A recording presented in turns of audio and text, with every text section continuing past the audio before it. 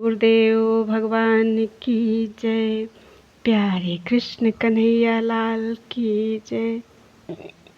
तैत्तरीय उपनिषद प्रारंभ हो रहा है आज। शांति पाठ।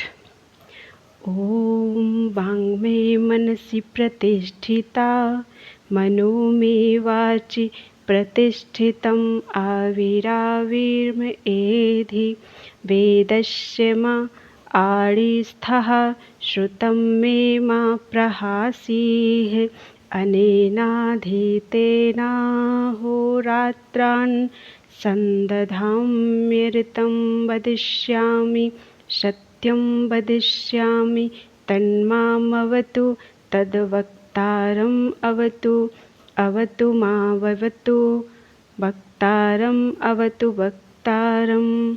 ओम शांति शांति शांति।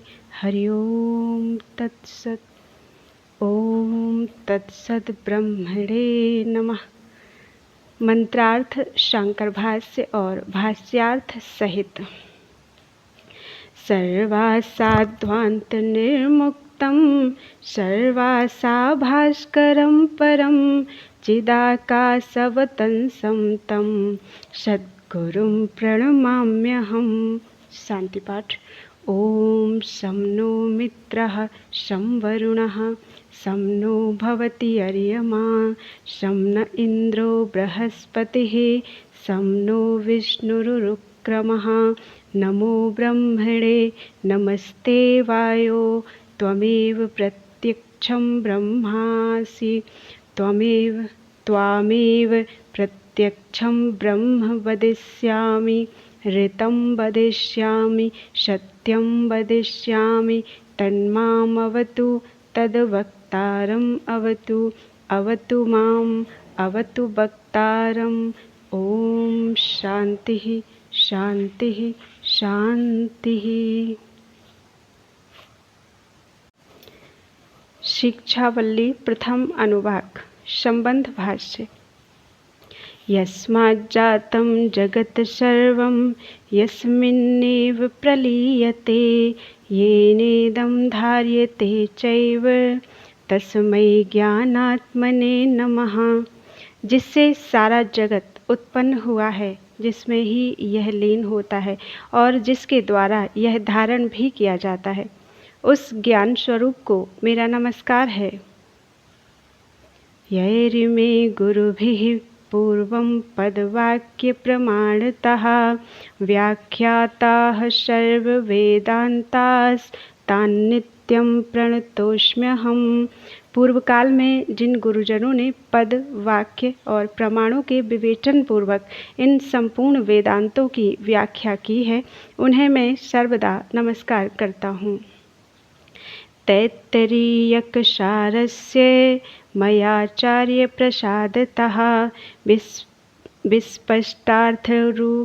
विस्पष्टार्थरुचिना हि व्याख्येयं संप्रणीयते।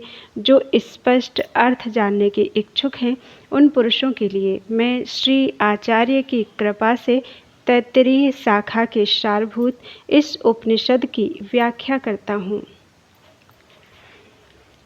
संचित पापों का क्षय ही जिनका मुख्य प्रयोजन है, ऐसे नित्य कर्मों का तथा सकाम पुरुषों के लिए विहित काम्य कर्मों का इससे पूर्ववर्ती ग्रंथ में अर्थात कर्मकांड में परिज्ञान हो चुका है।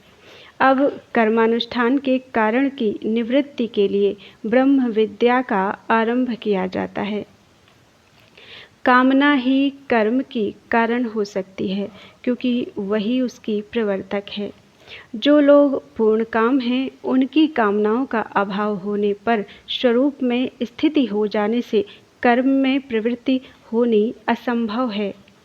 आत्मदर्शन की कामना पूर्ण होने पर ही पूर्ण कामता की सिद्धि होती है, क्योंकि आत्मा ही ब्रह्म है और ब्रह्मवेत्ता को ही परमात्मा की प्राप्ति होती है। ऐसा आगे श्रुति बतलाएगी। अतः अविद्या की निवृत्ति होने पर अपने आत्मा में स्थित हो जाना ही परमात्मा की प्राप्ति है। जैसा कि अभय पद प्राप्त कर लेता है, उस समय इस आनंदमय आत्मा को प्राप्त हो जाता है इत्यादि श्रुतियों से प्रमाणित होता है। पूर्व मुमुक्षु कहते हैं, काम में और निषिद्ध कर्मों का आरंभ ना करने से, प्रारब्ध कर्मों का भोग द्वारा क्षय हो जाने से तथा नित्य कर्मों के अनुष्ठान से प्रत्यवायों का अभाव हो जाने से अनायास ही अपने आत्मा में स्थित होना रूप मोक्ष प्राप्त हो जाएगा, अथवा स्वर्ग शब्दवाच्य आत्यंतिक प्रीति कर्म जनित होने के कारण कर्म से ही मोक्ष हो सकता है। यदि ऐसा माना जाए तो सिद्धांती कहते हैं नहीं, क्योंकि कर्म तो बहुत से हैं, अनेकों जन्मांतरों में किए हुए ऐसे अनेकों विरुद्ध फल वाले कर्म हो सकते हैं, जिनमें से कुछ तो फलोन्मुख हो गए हैं और कुछ अभी फलोन्मुख नहीं हुए हैं। अतः उनमें जो कर्म अभी फलोन्मुख नहीं हुए हैं, उनका एक जन्म में ही क्षय होना असंभव होने के कारण उन अवशिष्ट कर्मों के कारण दूसरे शरीर का आरंभ होना संभव ही है। इस श्लोक में जो शुभ कर्म करने वाले हैं, उन्हें शुभ योनि प्राप्त होती है। उपभोग किए कर्मों से बचे हुए कर्मों द्वारा जीव को आगे का शरीर प्राप्त होता है इत्यादि सैकड़ों श्रुति स्मृतियों से अवशिष्ट कर्म के सद्भाव की सिद्धि होती ही है। पूर्व इष्ट और अनिष्ट दोनों प्रकार के फल देने वाले संचित कर्मों का क्षय करने के लिए ही नित्य कर्म हैं, ऐसी बात हो तो सिद्धांती कहते हैं नहीं। पूर्व मनीषी कहते हैं, इष्ट और अनिष्ट दोनों प्रकार के फल देने वाले संचित कर्मों का क्षय करने के लिए ही नित्य कर्म हैं, ऐसी बात हो तो सिद्धांती कहते हैं नहीं, क्योंकि उन्हें ना करने पर प्रत्यवाय होता है, ऐसा सुना गया है। प्रत्यवाय शब्द अनिष्ट का ही सूचक है। नित्य कर्मों के ना करने के कारण जो आगामी दुख रूप प्रत्यवाय होता है, उसका नाश करने के लिए ही नित्य कर्म है। ऐसा माना जाने के कारण वे संचित कर्मों के क्षय के लिए नहीं हो सकते, और यदि नित्य कर्म जिनका फल अभी आरंभ नहीं हुआ है, उन कर्मों के क्षय के लिए हों भी तो भी वे अशुद्ध कर्म का ही क्षय करेंगे, शुद्ध का नहीं, क्योंकि उनसे तो उनका विरोध ही नहीं है। जिनका फल इष्ट है, उन कर्मों का तो शुद्ध रूप होने के कारण नित्य कर्मों से विरोध होना संभव ही नहीं है। विरोध तो शुद्ध और अशुद्ध कर्मों का ही होना उचित है। इसके सिवा कर्म की हेतुभूत कामनाओं की निवृत्ति भी ज्ञान के अभाव में असंभव होने के कारण उन नित्य कर्मों के द्वारा संपूर्ण कर्मों का क्षय होना संभव नहीं है, क्योंकि अनात्म फल विषयणी होने के कारण कामना अनात्मवेत्ता को ही हुआ करती है। आत्मा में तो कामना का होना सर्वथा असंभव है, क्योंकि वह नित्य प्राप्त है, और यह तो कहा ही जा चुका है कि स्वयं आत्मा ही परब्रह्म है, तथा नित्य कर्मों का ना करना तो अभाव रूप है, उससे प्रत्यवाय होना असंभव है। अतः नित्य कर्मों का ना करना यह पूर्व संचित पापों से प्राप्त होने वाली प्रत्यवाय क्रिया का ही लक्षण है। इसलिए अकुर्वन् विहितम कर्म, इस वाक्य के अकुर्वन् पद में शत्रु प्रत्यय का होना अनुचित नहीं है, अन्यथा अभाव के भाव की उत्पत्ति सिद्ध होने के कारण सभी प्रमाणों से विरोध हो जाएगा। अतः ऐसा मानना सर्वथा अयुक्त है कि कर्मानुष्ठान से अनायास ही आत्मस्वरूप में स्थिति हो जाती है, और यह जो कहा है कि स्वर्ग शब्द से कही जाने वाली निरतिशय प्रीति कर्म निमित्तक होने के कारण मोक्ष कर्म से ही आरंभ होने वाला है, सो ऐसी बात नहीं है, क्योंकि मोक्ष नित्य है और किसी भी नित्य वस्तु का आरंभ नहीं किया जाता। लोक में जिस वस्तु का भी आरंभ होता है वह अनित्य हुआ करती है, इसलिए मोक्ष कर्मारब्ध नहीं है। पूर्व मुमुक्षु कहते हैं, ज्ञान सहित कर्मों में तो नित्य मोक्ष के आरंभ करने की भी सामर्थ्य है ही। सिद्धांती कहते हैं नहीं, क्योंकि ऐसा मानने से विरोध आता है। मोक्ष नित्य है और उसका आरंभ किया जाता है, ऐसा कहना तो परस्पर विरुद्ध है। पूर्व मनीषी कहते हैं, जो वस्तु नष्ट हो जाती है वही फिर उत्पन्न हुआ करती, अतः प्रध्वंसा भाव के समान नित्य होने पर भी मोक्ष का आरंभ किया ही जाता है, ऐसा माने तो? सिद्धांती कहते हैं नहीं, क्योंकि मोक्ष तो भाव रूप है। प्रध्वंसा भाव भी आरंभ किया जाता है, यह संभव नहीं, क्योंकि अभाव में कोई विशेषता न होने के कारण यह तो केवल विकल्प ही है। भाव का प्रतियोगी ही अभाव कहलाता है। जिस प्रकार भाव वस्तुतः अभिन्न होने पर भी घट पट आदि विशेषणों से भिन्न के समान घट भाव पट भाव आदि रूप से विशेषित किया जाता है, इसी प्रकार अभाव निर्विशेष होने पर भी क्रिया और गुण के योग से द्रव्यादि के समान विकल्पित होता है। कमल आदि पदार्थों के समान अभाव विशेषण के सहित रहने वाला नहीं है।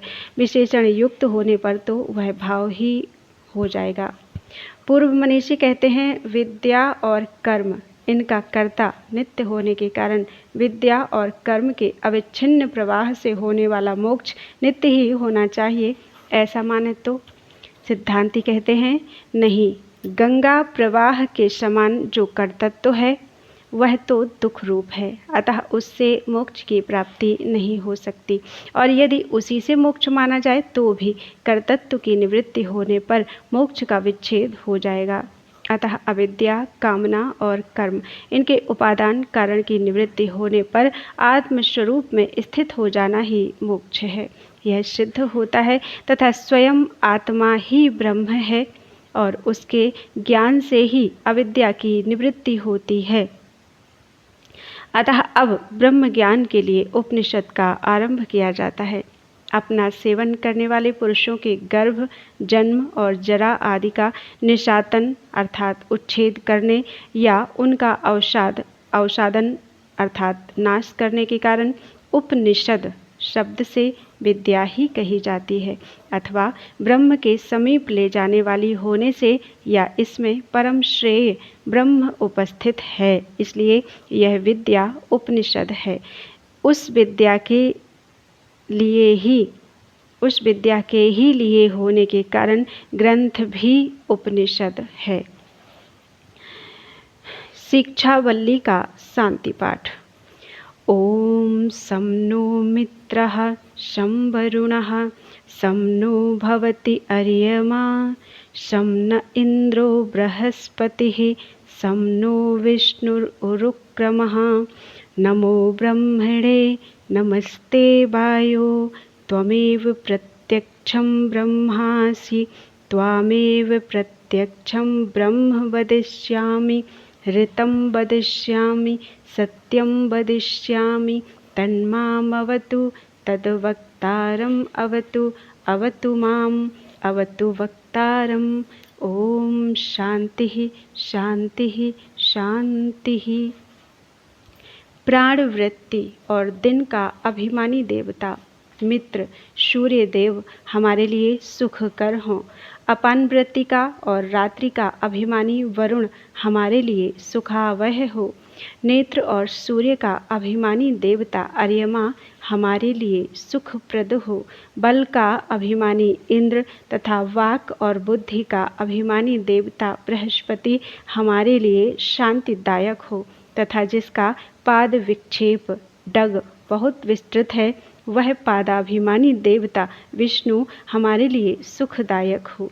ब्रह्म रूप वायु को नमस्कार है। हे वायु, तुम्हें नमस्कार है, तुम ही प्रत्यक्ष ब्रह्म हो, अतः तुम ही को मैं प्रत्यक्ष ब्रह्म कहूँगा। तुम्ही को ऋत अर्थात शास्त्रोक्त निश्चित अर्थ कहूँगा, और क्योंकि वाक और शरीर से संपन्न होने वाले कार्य भी तुम्हारे ही अधीन हैं, इसलिए तुम्ही को मैं सत्य कहूँगा।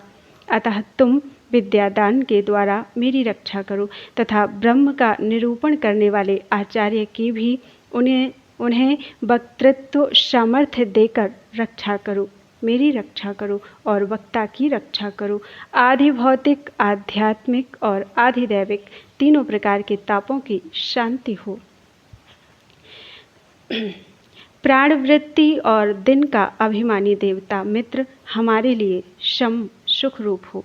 इसी प्रकार अपान वृत्ति और रात्रि का अभिमानी देवता वरुण, नेत्र और सूर्य में अभिमान करने वाला अर्यमा, बल में अभिमान करने वाला इंद्र, वाणी में बुद्धि का अभिमानी बृहस्पति तथा उरुक्रम अर्थात विस्तीर्ण पाद विक्षेप वाला पादाभिमानी देवता विष्णु इत्यादि सभी अध्यात्म देवता हमारे लिए सुखदायक हों। भवतु हों इस क्रिया का सभी वाक्यों के साथ संबंध है। उनके सुखप्रद होने पर ही ज्ञान के श्रवण, धारण और उपयोग निर्विघ्नता से हो सकेंगे। इसलिए ही शम नो भवतु आदि मंत्र द्वारा उनकी सुखावहता के लिए प्रार्थना की जाती है। अब ब्रह्म के जिज्ञासु द्वारा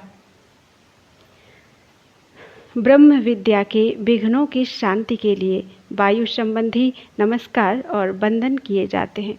समस्त कर्मों का फल वायु के ही अधीन होने के कारण ब्रह्म वायु है। उस ब्रह्म को मैं नमस्कार अर्थात प्रभवी भाव, विनीत भाव करता हूँ। यहाँ करोमि यह क्रिया वाक्य शेष है। हे वायु, तुम्हें नमस्कार है, मैं तुम्हें नमस्कार करता हूँ। इस प्रकार यहाँ परोक्ष और प्रत्यक्ष रूप से वायु ही कहा गया है।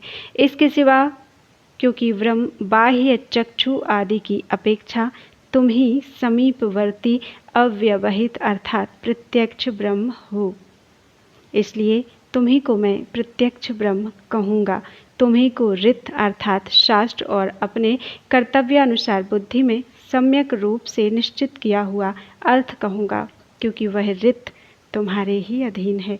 वाक और शरीर से संपादन किया जाने वाला वह अर्थ ही सत्य कहलाता है, वह भी तुम्हारे ही अधीन संपादन किया जाता है। अतः तुम्ही को मैं सत्य कहूँगा। वह वायु संज्ञक सर्वात्मक ब्रह्म मेरे द्वारा इस प्रकार स्तुति किए जाने पर मुझ विद्यार्थी को विद्या से युक्त करके रक्षा करे। वही ब्रह्म वक्ता आचार्य को वक्तृत्व सामर्थ्य से युक्त करके उसकी रक्षा करे, मेरी रक्षा करे और वक्ता की रक्षा करे। इस प्रकार 2 बार कहना आदर के लिए है। ओम शांति शांति शांति, ऐसा 3 बार कहना विद्या प्राप्ति के आध्यात्मिक, आधि भौतिक और आधि दैविक विघ्नों की शांति के लिए है। इति शिक्षावल्यां प्रथमो अनुवाकः। बोलो वृंदावन बिहारी लाल की जय। द्वितीय अनुवाक, शिक्षा की व्याख्या। उपनिषद अर्थ ज्ञान प्रधान है, अर्थात अर्थ ज्ञान ही इसमें मुख्य है। अतः इस ग्रंथ के अध्ययन का प्रयत्न शिथिल न हो जाए, इसलिए पहले शिक्षाध्याय आरंभ किया जाता है। शिक्षां व्याख्यास्यामः वर्णः स्वरः मात्रा बलं साम संतानः इत्युक्तः शिक्षाध्यायः। हम शिक्षा की व्याख्या करते हैं। अकारादि वर्ण, उदात्तादि स्वर, ह्रस्वादि मात्रा शब्दोच्चारण में प्राण का प्रयत्न रूप, बल एक ही नियम से उच्चारण करना रूप, शाम तथा संतान अर्थात संहिता, ये ही विषय इस अध्याय से सीखे जाने योग्य हैं। इस प्रकार शिक्षाध्याय कहा गया। जिससे वर्णादि का उच्चारण सीखा जाए उसे शिक्षा कहते हैं, अथवा जो सीखे जाएं वे वर्ण आदि ही शिक्षा हैं। शिक्षा को ही शिक्षा कहा गया है। शिक्षा शब्द में ईकार का दीर्घत्व वैदिक प्रक्रिया के अनुसार है। उस शिक्षा की हम व्याख्या करते हैं, अर्थात उसका सर्वतोभाव से स्पष्ट वर्णन करते हैं। व्याख्यास्यामः, यह पद वि और आंग उपसर्ग पूर्वक चक्षिंग धातु के स्थान में वैकल्पिक ख्या आदेश करने से निष्पन्न होता है। इसका अर्थ स्पष्ट उच्चारण है। तहाँ अकारादि वर्ण, उदात्तादि स्वर, ह्रस्वादि मात्राएं वर्णों के उच्चारण में प्रयत्न विशेष रूप बल, वर्णों को मध्यम वृत्ति से उच्चारण करना रूप साम अर्थात क्षमता तथा संतान अर्थात संतति अर्थात संहिता, यही शिक्षणीय विषय है। शिक्षा जिस अध्याय में है इस शिक्षा अध्याय का इस प्रकार कथन यानी प्रकाशन कर दिया गया। यहाँ उक्तः पद उपसंहार के लिए है। इति शिक्षावल्यां द्वितीयोऽनुवाकः। बोलो वृंदावन बिहारी लाल की जय। त्वदीयं वस्तु गोविंदम तुभ्यमेव समर्पितम्।